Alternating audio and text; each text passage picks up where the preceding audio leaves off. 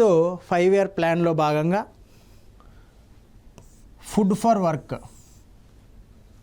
Okay, so మొదటిసారిగా మనకు Maharashtra start చేసింది.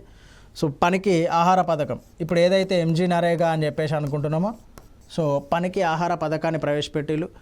సో దాంతోపాటు ఈ 20 ఫార్ములాస్, సో ఏదైతే 20 సూత్రాల పథకం ఉందో దాన్ని ప్రవేశపెట్టిలు.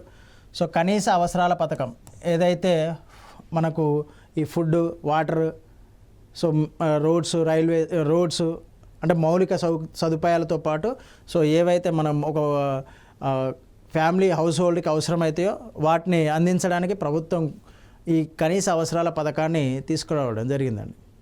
Right, minimum needs support programme అని చెప్పేసి.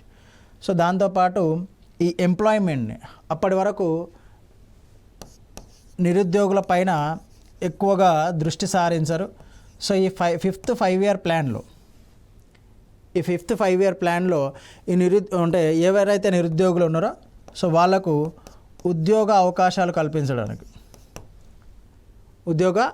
కల్పించడానికి ఈ ట్రైజమ్ అనే ప్రోగ్రామ్ని ఇంప్లిమెంట్ చేయడం జరిగిందండి. సో ఇది ఆల్మోస్ట్ 2-3 టైమ్స్ దీని యొక్క ఫుల్ నేమ్, యాక్రోనేమ్ అనేది ఎగ్జామ్లో అడిగిండు. Okay, so training for rural, ఇక్కడ ఇది చాలా ఇంపార్టెంట్ అండి. అంటే గ్రామీణ ప్రాంతాల్లో ఇది ఎక్కడ ఇంప్లిమెంట్ చేసిళ్ళు అంటే గ్రామీణ ప్రాంతాల్లో ఇంప్లిమెంట్ చేయడం జరిగింది. So rural of youth, okay, and self employment. Okay, ఇవి దీని యొక్క యాక్రోనిమ్తోనే దాన్ని మనము ట్రైజమ్ అని చెప్పేసి పిలుస్తాం. సో గ్రామీణ ప్రాంతాల్లో ఉద్యోగ అవకాశాలు కల్పించడానికి సో ఏర్పాటు చేసిన ప్రోగ్రామ్ ఏది అంటే ఇది. సో దాంతోపాటు ఇక్కడ చూడండి, ఇంటిగ్రేటెడ్ రూరల్ డెవలప్మెంట్ ప్రోగ్రామ్, ఇది కూడా ఇంపార్టెంట్ అండి. ఓకే, సో గ్రామీణ ప్రాంతాలకే ఎక్కువ ప్రాధాన్యతనివ్వడం జరిగింది 5th 5-year ప్లాన్లో. అందుకే ఈ 2 ప్రోగ్రాంలు కూడా గ్రామీణ అభివృద్ధి కోసమే తీసుకురావడం జరిగిందండి.